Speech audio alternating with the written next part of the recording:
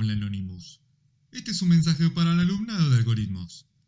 Por ahí piensan que el cuerpo docente intenta enseñar esta materia para que el día de mañana sean mejores profesionales en el área de la computación. Nada más alejado de la realidad. La verdad es que están entrenando un ejército anarco-comunista libertario con el fin de atacar digitalmente los sistemas de las principales ciudades del mundo: New York, Berlín, Londres, Tokio o Necochea. Queremos enviar un mensaje. No a la cerveza sin alcohol. No al helado de crema del cielo. No a las hamburguesas de soja.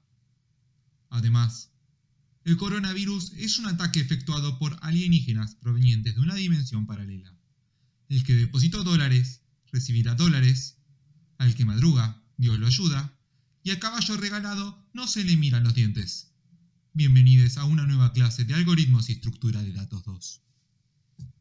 En la etapa de especificación, la que vimos en las últimas clases, nos ocupábamos del qué. Es decir, poder definir de forma no ambigua qué queríamos que hiciera nuestro sistema, a partir de los tipos de datos por los que estaba compuesto.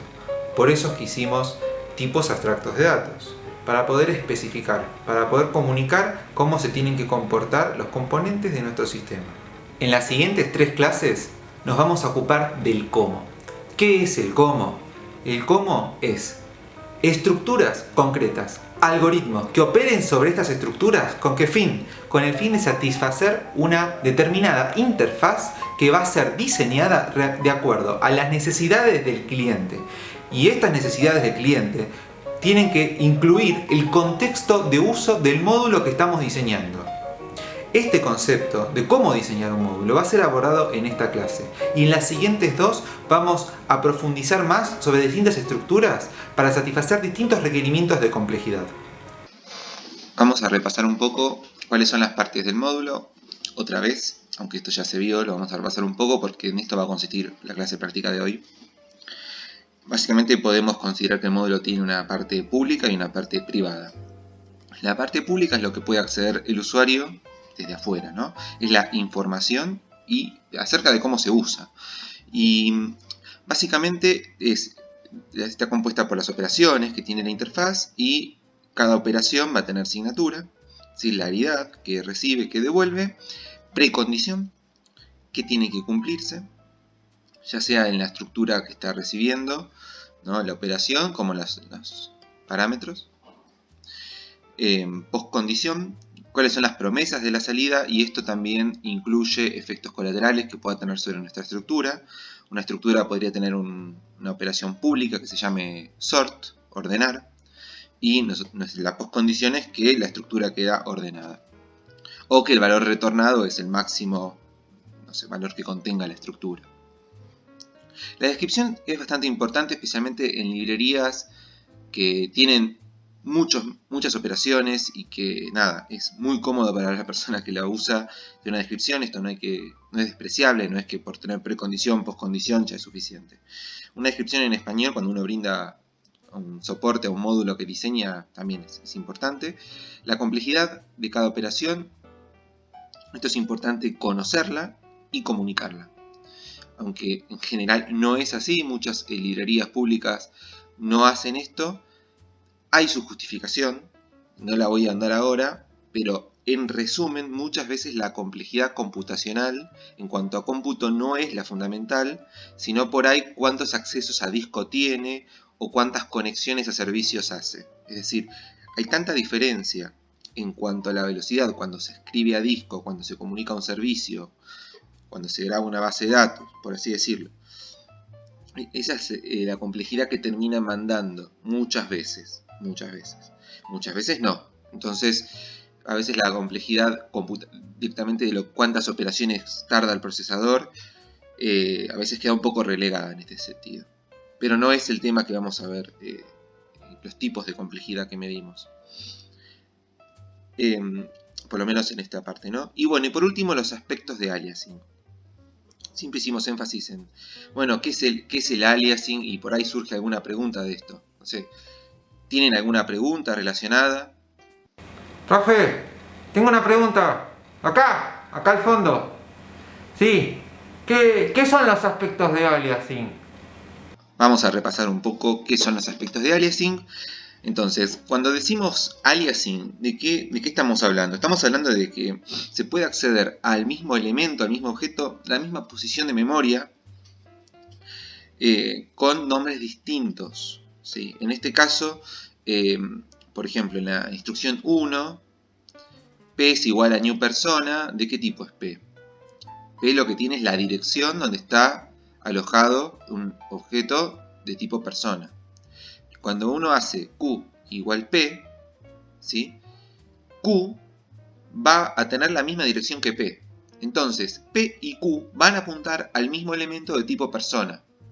Entonces, se puede decir que hay aliasing ahí, en P y Q respecto al elemento persona. Entonces, ¿en qué? La siguiente pregunta sería, ¿en qué impacta en nuestra interfaz? Bueno, cuando definimos la interfaz, puede haber casos donde guardemos referencias a objetos que recibimos por parámetro o devolvamos referencias a estructuras internas en lugar de crear una copia para ser retornada. Esto lo acabo de leer textual, no me gusta eso. Pero bueno, acá, por lo general, esta no es una práctica que sea tan bien considerada. Es decir, devolver una estructura interna así de la nada, a veces acopla mucho la interfaz a la estructura, sin andar tanto en esto, o directamente cuando uno se queda con la dirección de memoria del elemento que le están pasando como parámetro, tampoco suele ser una buena práctica, pero si uno lo hace, tiene que aclararlo, porque esto puede tener efectos colaterales no deseados para el usuario en nuestra interfaz. Y lo que sí es más habitual es que, nada, vamos a describir aspectos de aliasing más que nada con el uso de iteradores, pero esto lo vamos a ver en la siguiente clase. Hoy no vamos a ver iteradores, hoy nos vamos a enfocar en cómo hacer la interfaz y una estructura básica.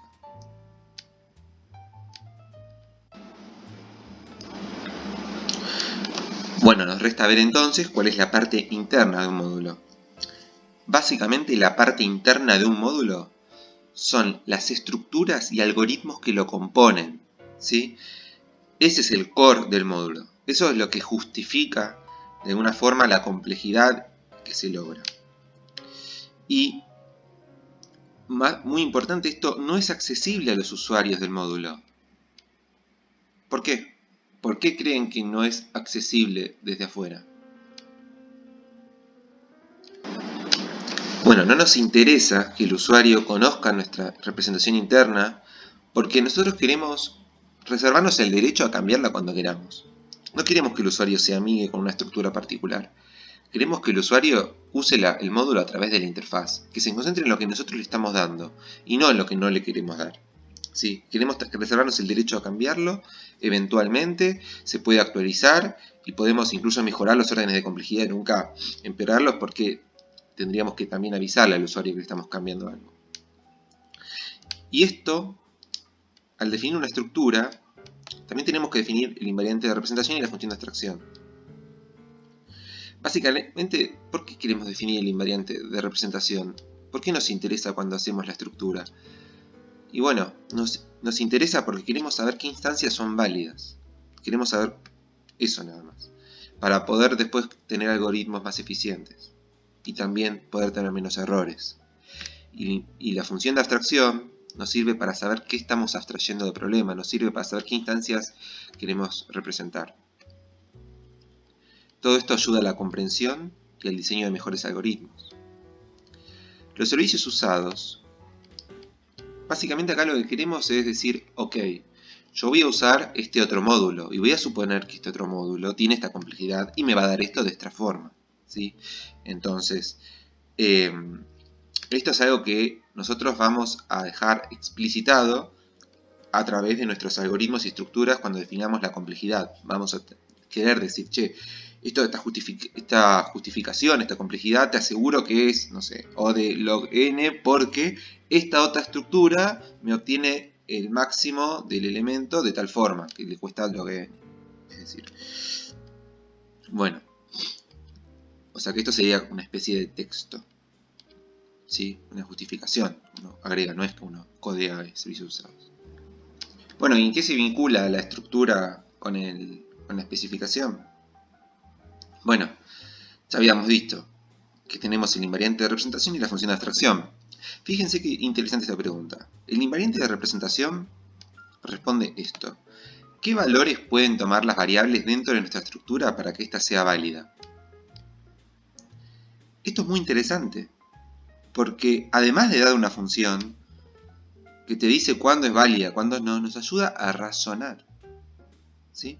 Yo, por ejemplo, a nivel personal he codeado el invariante de representación. Lo tengo en una función, de verdad, codeada. Yo codeo generalmente en C#, y cuando la tengo codeada, la agrego al final de cada operación pública. Entonces detecto prematuramente cuando alguna operación me rompió la estructura, o cuando mi variante de representación tiene alguna falla, lo cual me ayuda a la comprensión, lo cual me ayuda a mejorar mis algoritmos, a la detección de errores tempranamente. Es decir, es importante hacer esto. Es importante considerarlo. Por otro lado, también queremos vincular, ¿sí?, la estructura con la especificación que nos dieron. Y acá está la clave. Nosotros tenemos el mundo abstracto, tenemos el mundo concreto, y esto nos ayuda a entender esta relación que tenemos entre la estructura y la especificación. Otra vez, todo esto ayuda al entendimiento y formalidad de lo que estamos diseñando. Perdonen que sea pesado en esto, pero si no se hace mucho énfasis en algo 2, después se pierde. Entonces, prefiero que si se quieren llevar algo, se lleven esto también de la materia. La especificación y el diseño y la relación que tienen entre ambos. Bueno, vamos a contar con dos apuntes que nos van a ayudar bastante, depende del uso que le den. Uno es el apunte de diseño y el otro el apunte de módulos básicos. El apunte de diseño es un apunte que explica a bajo nivel, en un lenguaje fácil de entender, cuáles son los conceptos de diseño que pretendemos que entiendan mejor de la materia. Y el apunte de módulos básicos es un conjunto de módulos que ya diseñamos con sus respectivas interfaces que pueden ser utilizados en los ejercicios de la práctica. Podemos ver un poco cómo están hechos antes de seguir. Este es el apunte de diseño que les brinda la cátedra de la materia. Básicamente es una explicación de los temas que estamos viendo, el lenguaje más alcanzable, me refiero en español, orientado hacia lo que quiere dar la materia, sin tantos tecnicismos raros, y que utiliza el vocabulario que venimos viendo. Básicamente se habla un poco de cómo escribimos los algoritmos, paradigma imperativo, el lenguaje de diseño, acá están los tipos básicos, cómo declaramos una operación, ¿sí? Varias de las cosas que habrán visto en la teórica, ¿no? Bueno, nada, esto va a estar disponible para que lo bajen y si le pueden pegar una leída, la verdad que tiene bastantes hojas, explica más o menos los componentes de un módulo. Si bien esto no es estándar, no es que esta es la forma en la que se escribe un módulo universalmente, es una forma en la que tiene los conceptos que después se encuentran en otros lados. Es decir, leer esto no es que es, bueno, la forma de algo 2. La forma de algo 2 tiene conceptos que se utilizan en otras formas de escribir módulos que pueden ver afuera de la materia. Bueno, pre, post, condición, etc. No quiero andar mucho en esto porque, bueno, si quieren lo pueden abrir y ya, y lo ven. Ahora lo subimos al sitio. Por otro lado está el apunte de módulos básicos, que básicamente tiene los módulos que asumimos que ya se dieron. Hay más de estos, no se crean que solamente con estos. Por ejemplo, un diccionario implementado con una ABL, un diclog, ya consideramos que está, pero sirve de referencia como si ustedes quisieran hacer sus propios módulos. Por ejemplo, acá un módulo lista enlazada, ¿sí? Entonces vienen al módulo y tienen acá el tipo que define, los tipos que define lista, itlista, y tiene todas las operaciones, pre-poscondición, complejidad. Bueno, la idea es que esto sirva como referencia si uno quiere hacer el día de mañana un módulo. Pone una complejidad expresada un poco más difícil. La verdad que no leo bien cuál, pero nada, si quieren pegar una leída y tener a mano un par de módulos diseñados, les va a servir, y también para hacer los ejercicios. Y también fíjense que tiene, por ejemplo, el invariante de representación, acá, y tiene la función de abstracción, para un módulo, puede ser que les sirva. Bueno, también hay algoritmos. La verdad que estos son ejemplos básicos, pero bastante ilustrativos de cómo se hace un módulo bajo el punto de vista de la materia. Así que bueno, también le pueden pegar una leída. Bueno, entonces pasemos al ejercicio de la clase de hoy, que se supone que tiene que integrar los conceptos que estuvimos viendo hasta ahora. En las boleterías, bueno, entonces el sistema subite, ¿no? Bueno, cualquier coincidencia con la realidad es meramente eso, una coincidencia. En las boleterías se venden tarjetas de 1, 2, 5, 10 y 30 viajes. Ok. En la entrada a los andenes hay molinetes con lectores de tarjetas. Ok.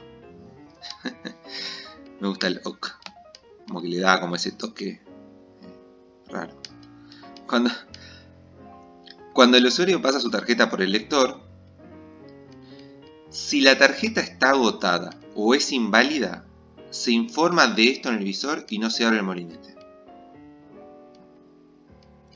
Si hay viajes en la tarjeta, se abre el molinete, se muestra el saldo restante, se actualiza en el sistema el nuevo saldo para esta tarjeta y se registra en el sistema el día y la hora del acceso. Es decir, este sistema es lo que generalmente uno ve en la SUB, en el subte, etc. Por eso subite, ¿no? Nos piden tiempo de acceso sublineal y en la cantidad total de tarjetas, y en el peor caso, ¿no? Para la operación de usar la tarjeta. ¿Qué quiere decir esto? Tiempo de acceso sublineal se refiere a algo que es menor estricto que O de n. Y cuando se refiere a la cantidad total de tarjetas, se refiere que el n del que estamos hablando es la cantidad de tarjetas. Y el peor caso, ¿sí? Es decir que el acceso a la tarjeta, la operación de usar la tarjeta, tiene que pertenecer a O de algo que sea menor que n. Probablemente O de log n. En este caso, ¿no? Porque ya me estoy imaginando el ejercicio, ¿no? No es que siempre va a ser así. Veamos entonces el TAD. El TAD subite tiene 3 observadores básicos. El primero que te dice todas las tarjetas. Bárbaro. Es decir, dos instancias de nuestro sistema van a ser distintas si tienen distintos conjuntos de tarjetas. O sea, diferencia de sistemas. Diferencia de instancias del tipo. Crédito por tarjeta, NAT, ya nos dice que es positivo siempre. Además, ¿no? Como información secundaria. Y viajes, que básicamente es una secuencia de fecha y hora. Es decir, por cada tarjeta podemos saber los viajes que hizo y el orden en el que los hizo. Bueno, generadores. Crear nos crea un nuevo sistema. Nueva tarjeta. Lo que hace es vender una tarjeta, ¿sí?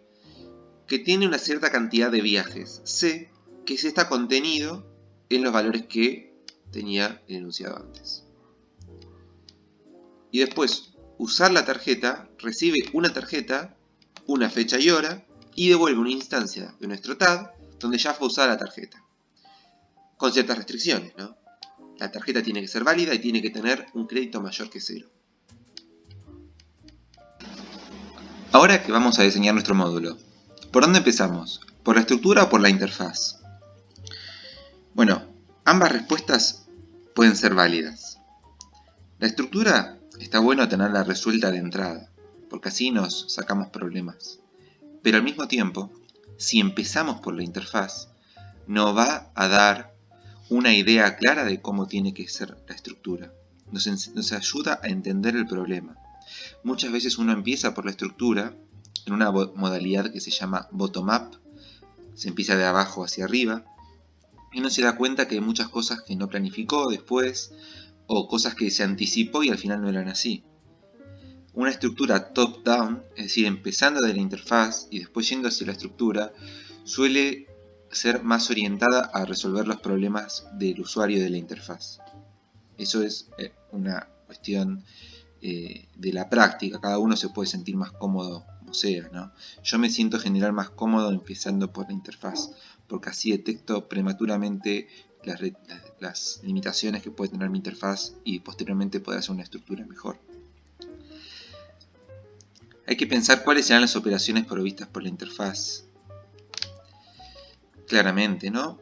Porque el TAD no nos dice cómo utilizar esta estructura. El TAD lo que nos dice es cómo observarla, es decir, nos diferencia instancias. No nos dice qué operaciones, no nos dice la interfaz que tiene que tener. Es decir, nosotros tenemos que ahora diseñar la interfaz. Muchas veces está relacionado con el TAD y muchas veces no. Por ejemplo, ¿se acuerdan de conjunto? Conjunto uno podría querer listar todos los elementos. Y no hay una operación ahí que te diga listar todos los elementos, dándomelos de a uno. Dame uno, sin uno, bueno. Como que hay que hacerla en el TAD. Pero acá es claro que se necesitaría en un conjunto por ahí listar todos los elementos. Como ejemplo, ¿no? Entonces, bueno, lo que hay que definir ahora, si queremos empezar por la interfaz, que es lo que voy a hacer, es nada, completar lo que la interfaz requiere. Descripción, precondición, postcondición, complejidad y análisis. Acá falta, ¿no? Claridad. Entonces, ¿cómo elegimos las operaciones? Bueno, ¿quién define las operaciones, no? No es que nosotros las elegimos. En realidad se decantan de las necesidades del cliente. Entonces, nosotros lo que tenemos que acá prestar atención es lo que el cliente está requiriendo, ¿sí? Y el contexto de uso que va a tener, ¿no? El módulo nuestro. Entonces, partiendo de ahí, nosotros vamos a inferir cuáles son las operaciones que va a tener. Bueno, para diseñar nuestro módulo empecemos por la cabecera.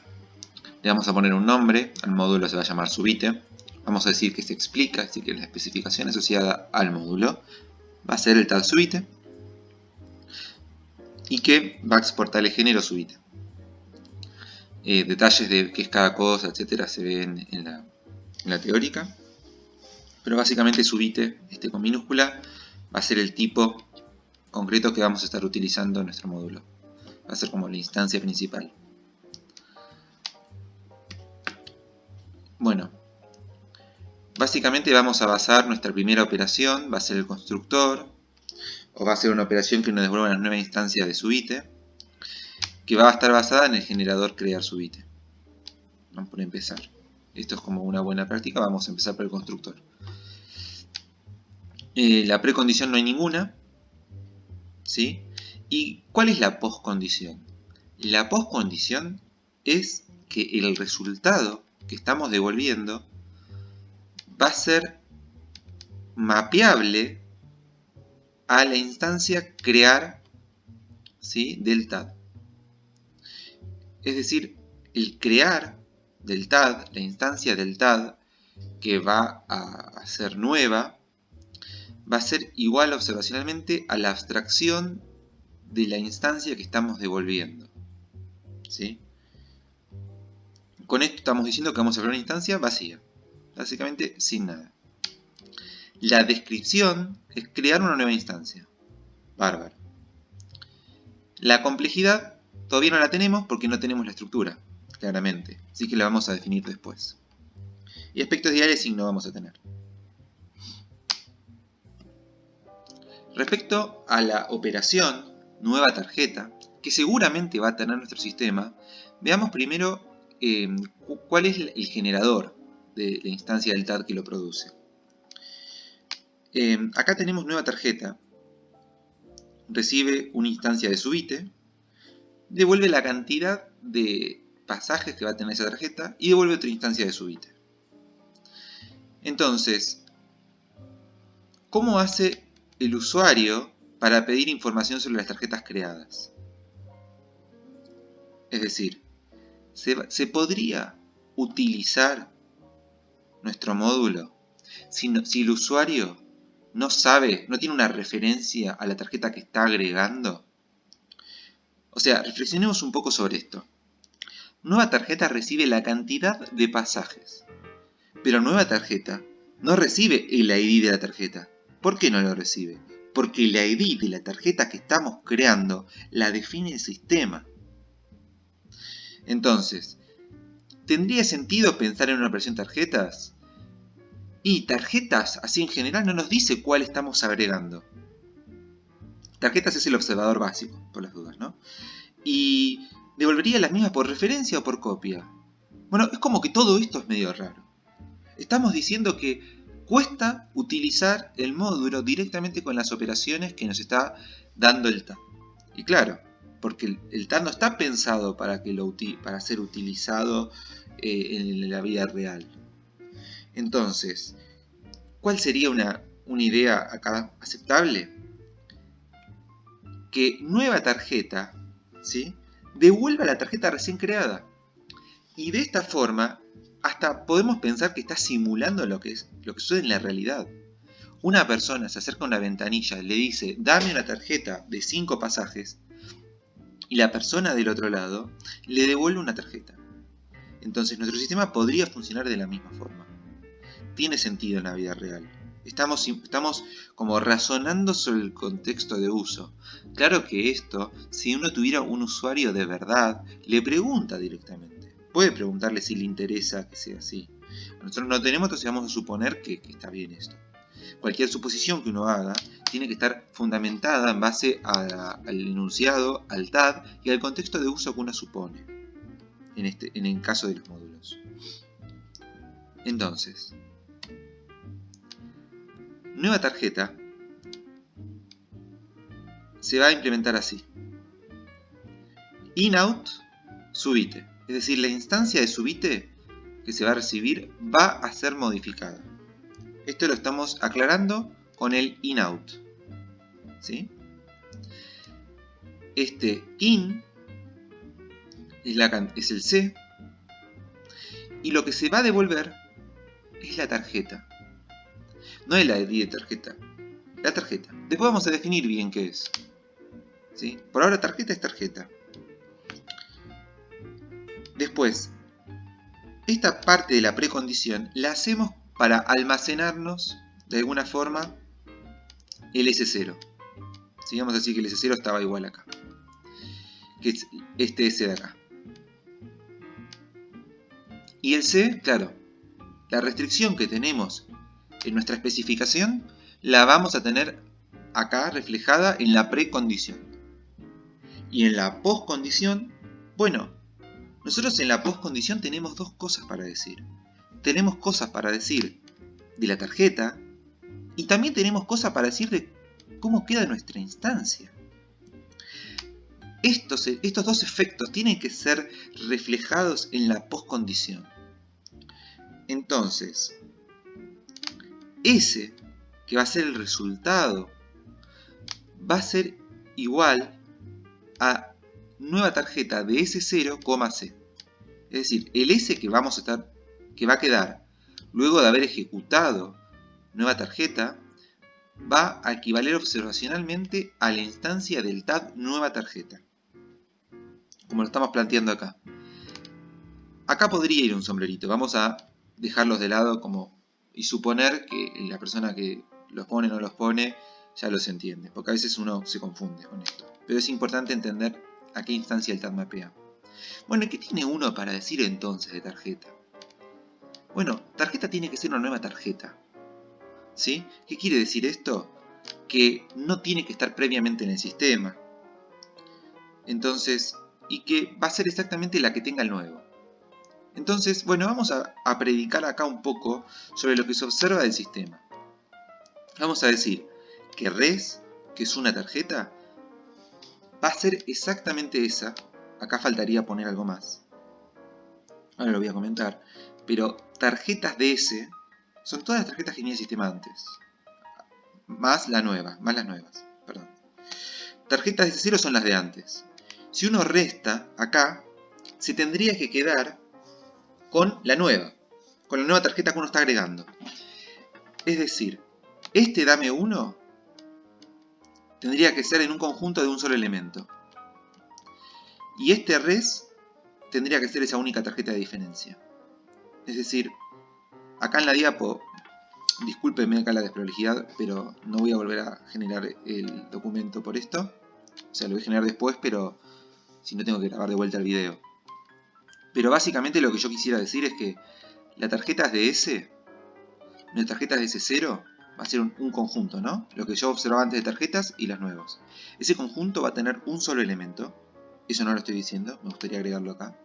Y después quiero que el dame 1 de ese conjunto me devuelva la tarjeta que estoy devolviendo acá.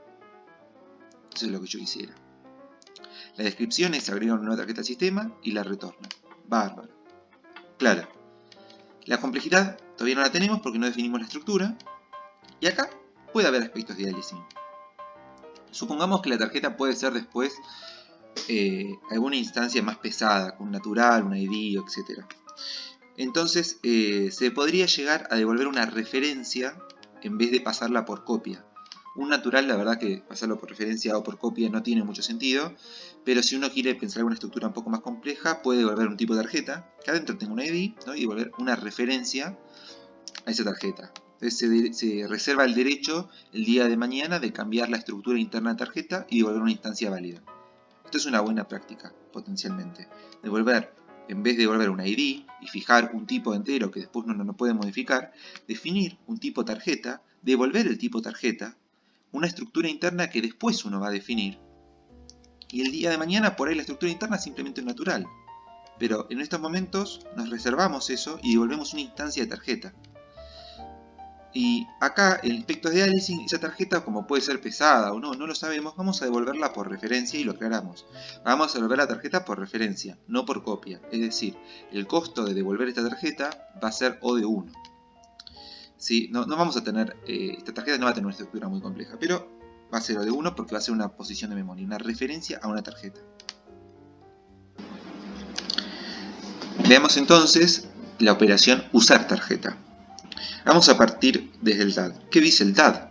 El DAD dice en el generador que va a recibir una instancia de subite, una tarjeta, una fecha y hora y va a devolver una nueva instancia de subite. TP tiene que pertenecer a tarjetas y la tarjeta tiene que tener crédito. Esto es lo que dice el generador del DAD.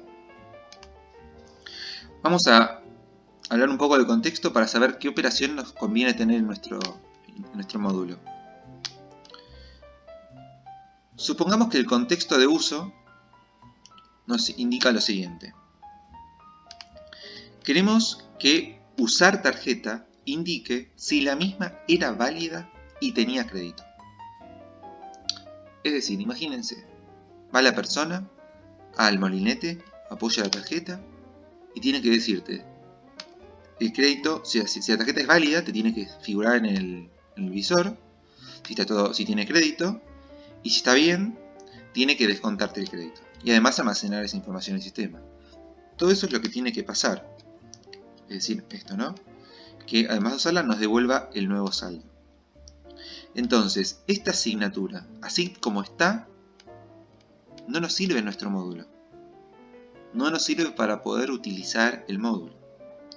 Entonces, si quieren pongan pausa al video y propongan una asignatura apropiada para la operación usar tarjeta.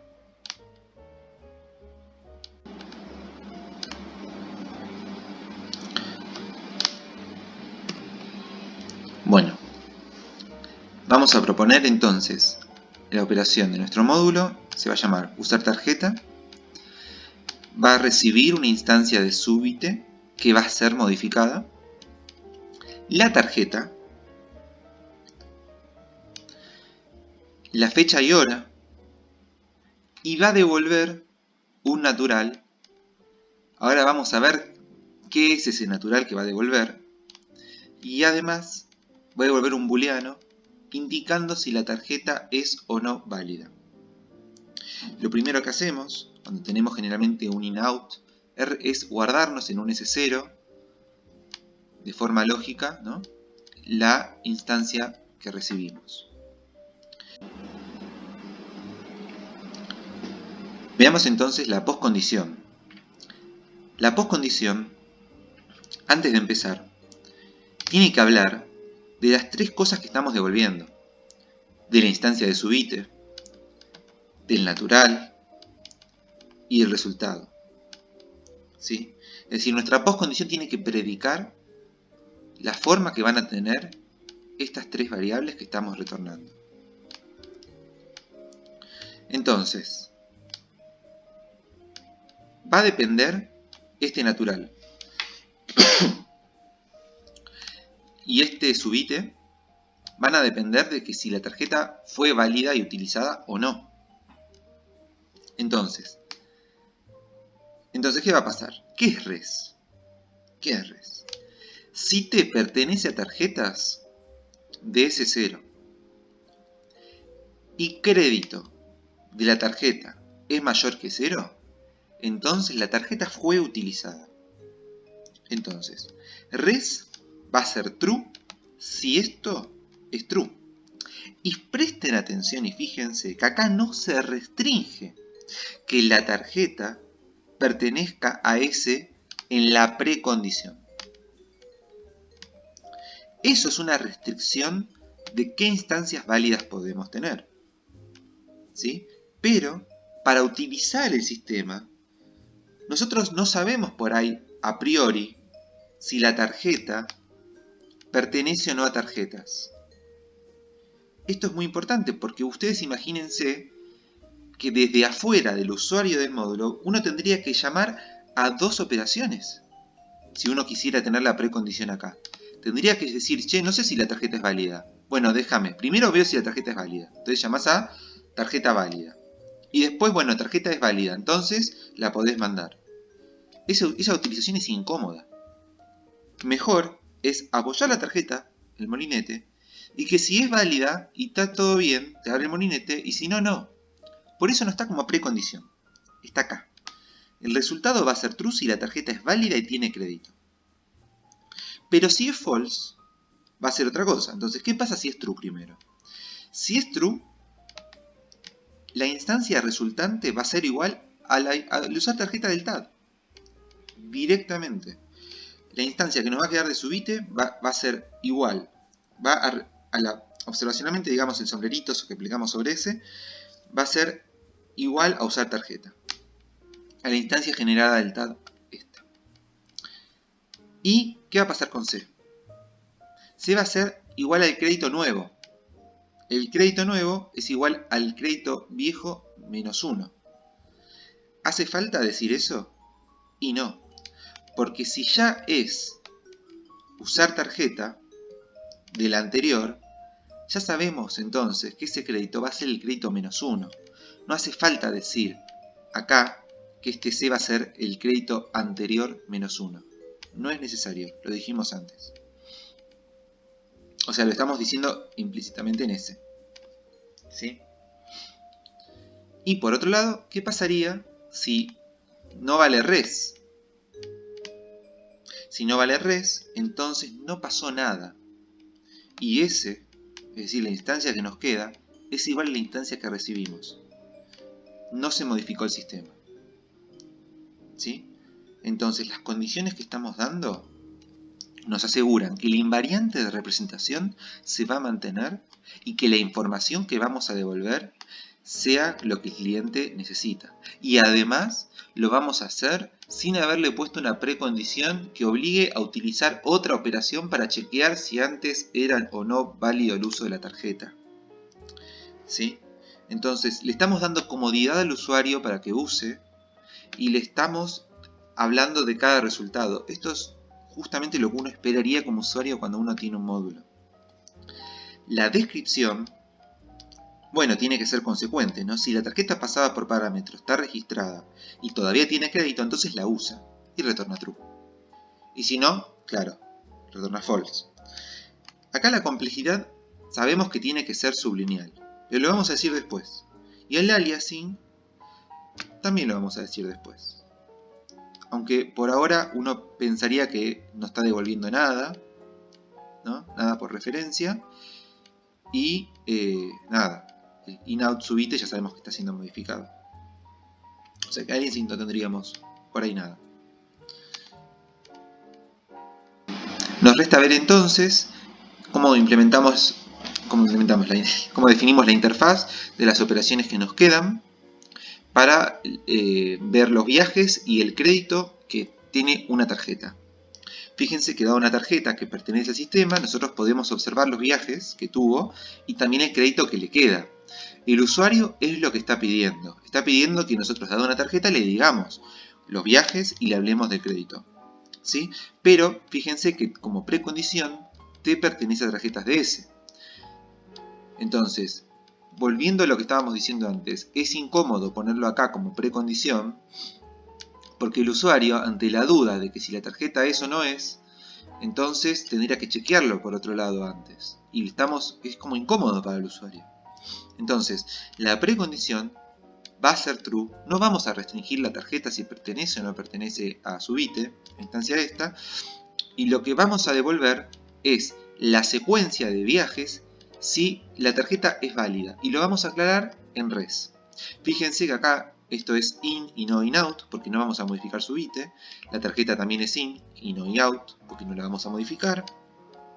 Y la precondición va a ser true, ¿no? Y la postcondición, ahora sí, quiero decir que si t, res es igual a qué, a ver, res es true si la tarjeta es válida, es decir, si t pertenece a tarjetas DS, ¿sí? Y, por otro lado, si res es true, entonces te voy a asegurar que BS va a ser los viajes que podías observar en la instancia del dado. O sea, BS, es decir, la secuencia, fecha y hora del mundo concreto, acá uno podría poner el sombrerito, ¿no? Va a ser igual a la secuencia que uno puede observar en la instancia del TAD S para la tarjeta T. O sea, estamos predicando directamente cómo va a ser el resultado. Estamos diciendo, BS va a ser directamente observar esto. Y fíjense otra cosa, ¿qué pasa si res es false? ¿Predicamos algo sobre BS? No, no tiene sentido predicar nada. ¿Por qué? Porque si res es false y la tarjeta no era válida, no nos importa directamente qué diga BS. Así que lo dejamos libre.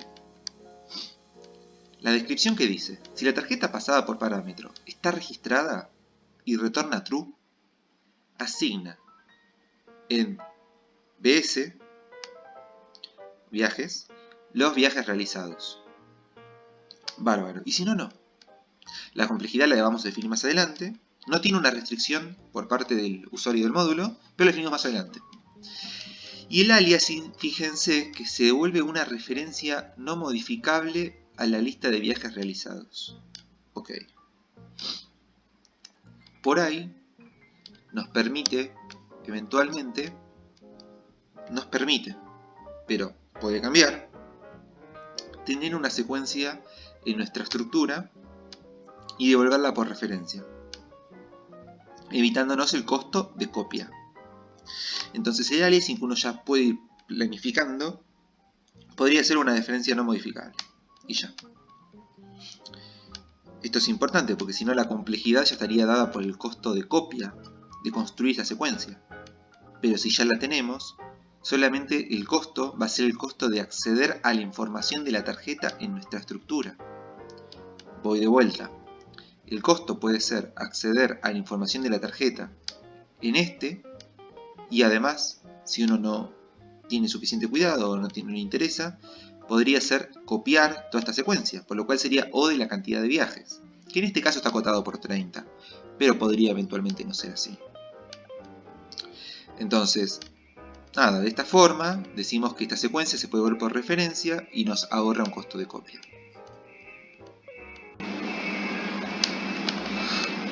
Lo mismo sucede con la operación crédito.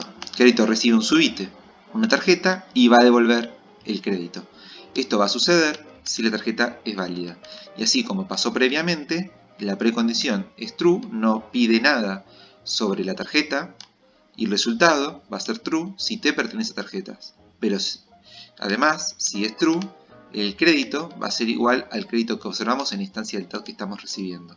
Fíjense que acá no hace falta poner S es igual a S0 tampoco, porque no estamos modificando su bit. Entonces S y S0 van a ser siempre los mismos. Acá la descripción, ¿sí? Que si la tarjeta pasa por parámetro está registrada, se retorna true y asigna el crédito en cred. La complejidad la definimos más adelante, ¿sí? Y nada, aliasing no tiene nada. No es como en el caso anterior, porque enviar un natural siempre va a ser constante.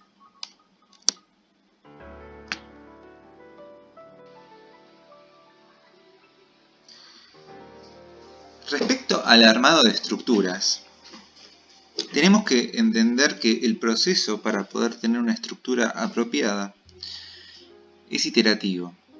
Es decir, uno va a plantear una estructura, la que le salga, la que satisfaga ciertas condiciones que uno está pensando, y después la va a ir refinando. Y la va a refinar con el fin de ir ajustando las complejidades requeridas. Entonces, como una primera iteración, podemos pensar que la estructura de Subite tiene que ser básicamente un diccionario. Un diccionario que se acceda por tarjeta y que por cada tarjeta tenga los datos de la tarjeta. La tarjeta podría ser de tipo NAT y los datos de la tarjeta que va a tener almacenado ese diccionario va a ser un crédito, ¿sí? Y viajes, que es una secuencia de fecha y hora. Esta podría ser una estructura que cumpla con las complejidades requeridas. Todavía no lo sabemos. ¿Cómo es que uno sabe si su estructura cumple o no cumple? Bueno, se puede imaginar los algoritmos y en caso de que salgan o no salgan, uno va a ir ajustando. Entonces, sabemos que la restricción principal está en el hecho de buscar la tarjeta para actualizarla. Tanto buscarla como actualizarla tiene que ser en una complejidad sublineal, es decir, menor a O de n. Entonces, vamos a plantear el algoritmo teniendo en cuenta un diccionario que todavía no sabemos cómo está implementado. Entonces,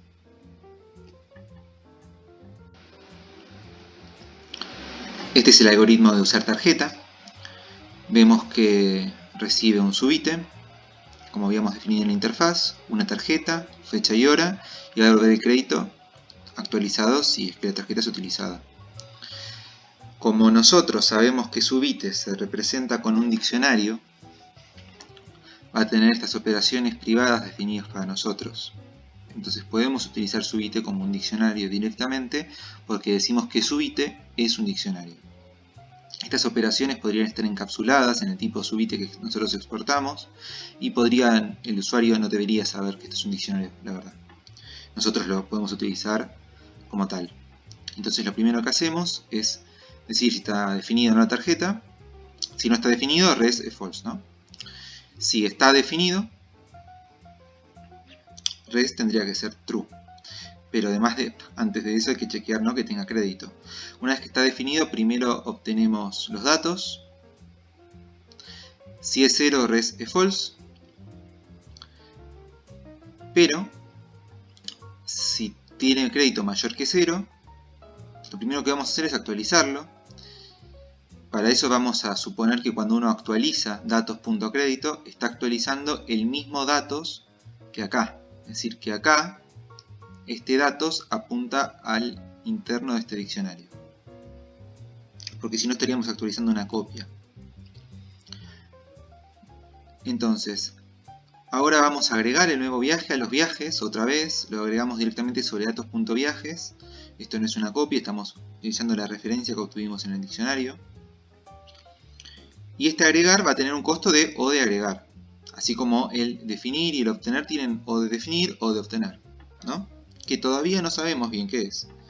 Porque lo tenemos que ver una vez que elegimos qué diccionario vamos a usar y cómo vamos a implementar la secuencia. Bueno, en este caso también res es true. Entonces, en este caso, donde se Si no se tiene la tarjeta se vuelve false. Si se tiene pero el crédito es 0, también false. Y acá, si se tiene crédito, la tarjeta es válida y se tiene crédito, se actualiza el crédito, agregamos el viaje y crédito lo instanciamos, ¿no? Lo seteamos con datos.crédito, que es el valor actualizado, retornamos true. La complejidad de este algoritmo, como podemos ver, recae en la complejidad de definido, obtener y agregar. Entonces, ahora podemos definir qué diccionario y qué secuencia vamos a utilizar, cómo se van a implementar.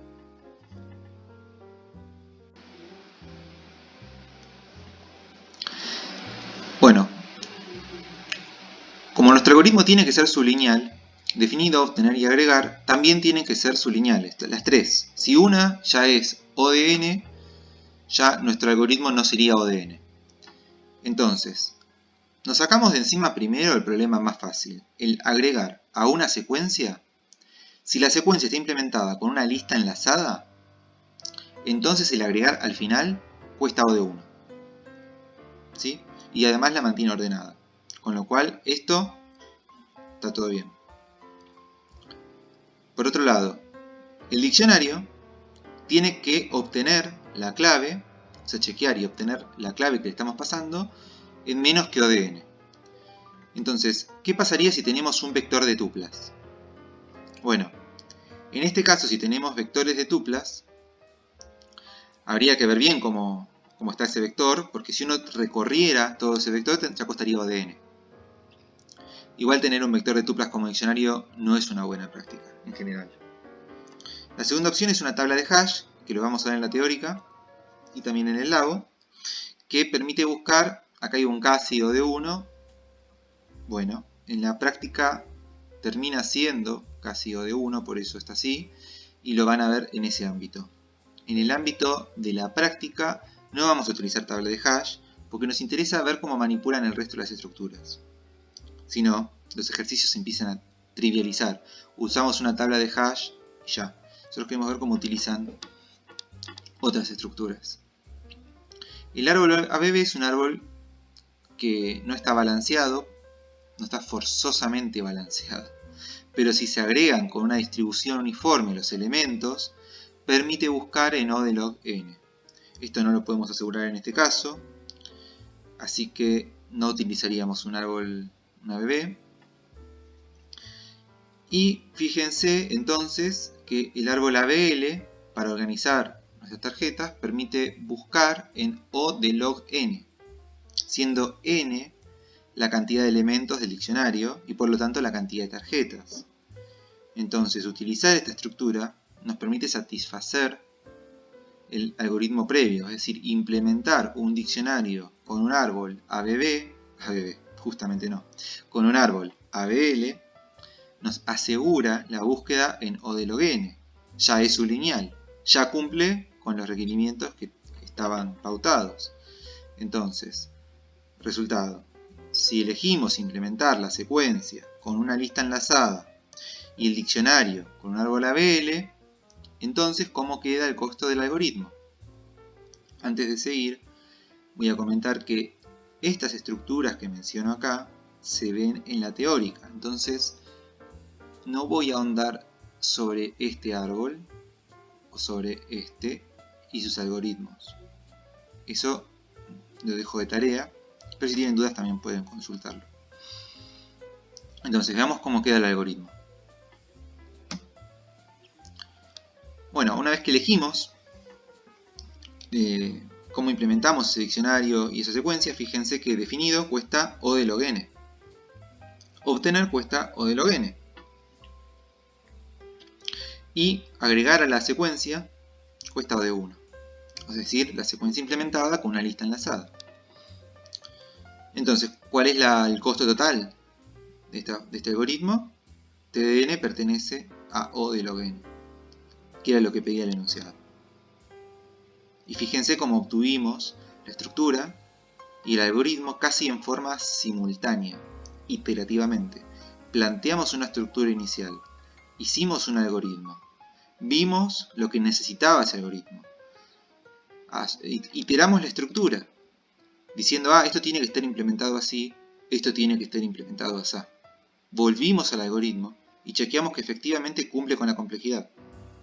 Es decir, no hay un proceso automático, lineal, para obtener las estructuras y los algoritmos. Se trabajan en conjunto. A veces sale más fácil y a veces más difícil.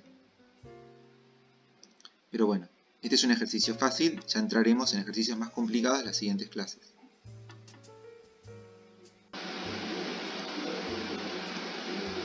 Entonces, la estructura elegida termina siendo: Subite se representa con str, donde str es un diclog, un diccionario que va a tener una complejidad logarítmica para obtener las claves de tarjeta y datos tarjeta. Este diccionario sabemos que se puede conseguir implementándolo con una ABL.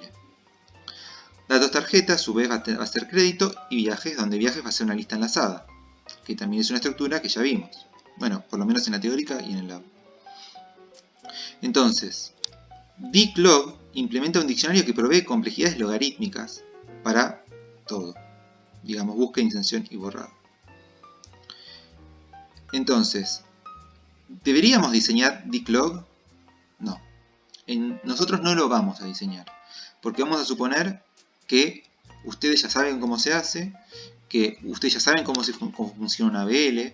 Entonces nosotros no es como un regalo, es una estructura que ya existe en la ABL.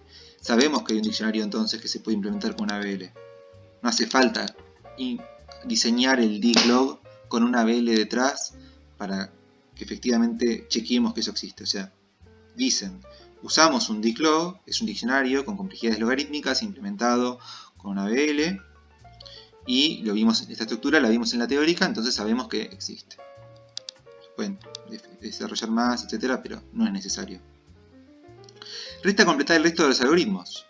Se tienen que poder lograr. Y estaría bueno también saber qué complejidades tienen. Eso queda de tarea. También queda de tarea escribir la invariante de representación y la función de abstracción. Ya hemos explicado previamente por qué esto es tan importante. Especialmente pruebo a hacer énfasis en el entendimiento del desarrollador de la estructura y los algoritmos. Vamos a ver una adicional para discutir.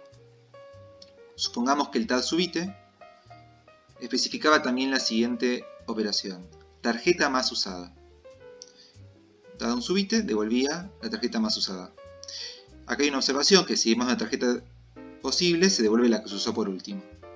Entonces, ¿la estructura actual puede responder a esta pregunta?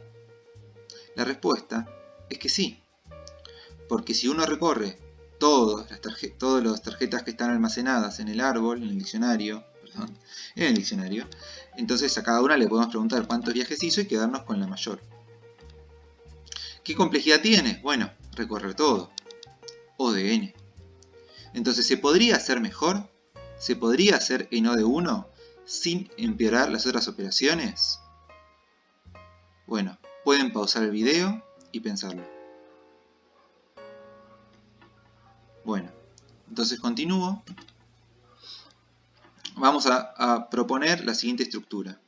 Tarjetas es un diccionario, un diclog, tarjetas do tarjeta, pero vamos a almacenar la tarjeta más usada. Entonces, cuando nos pregunten cuál es la tarjeta más usada, devolvemos esta. Entonces lo devolvemos en O de 1. Pero, ¿cómo serían los algoritmos? ¿Se verían afectados por este cambio en la estructura? Bueno, evidentemente sí, porque hay que mantener acá la tarjeta actualizada, pero la complejidad no se debería ver afectada. Entonces intenten hacerlo, o si ya se les ocurre, ya está, con que lo logren entender, pero si no, lo pueden preguntar. Bueno, esto fue todo por hoy. Espero que les haya servido. Cualquier consulta, estamos en el foro, pueden mandar mails y también estamos en las consultas por Zoom. Hasta luego. Como que no sé cómo terminar un video. Tengo que agarrar y decir chao, o le digo hasta la semana que viene, pero si digo hasta la semana que viene y después no es la semana que viene, entonces estoy siendo impreciso, pero después si les digo que no sé, y ya me perdí, y tengo que hablar enfrente de la cámara, y otra vez, y no me puedo peinar, y todo eso, y bueno.